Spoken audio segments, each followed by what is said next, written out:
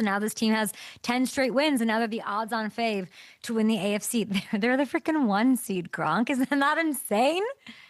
It is insane, and everyone talks about their schedule not being tough, but I don't care what you say about that because it's just remarkable to go from, I would say the worst team in the NFL last year. If they lost that last game, versus the Bills, they would have had the number one pick. So we'll say the worst team in the NFL to the best team in the NFL. That turnaround is just unheard of, and just be able to pull it off. It just shows that Vrabel's that good of a coach. He was that prepared to come in, and he was that ready to come in as well and turn that program well around. It also shows RKK why he's a Pro Football Hall of Famer, why he should be in it, because he's doing anything. He's willing to do anything to turn that program around once it tanked over the last 3 years, and he sure did that, and he did do everything in his will to get it turned around. So it just shows, even when things aren't going well, RKK wants it to wants it to boom again.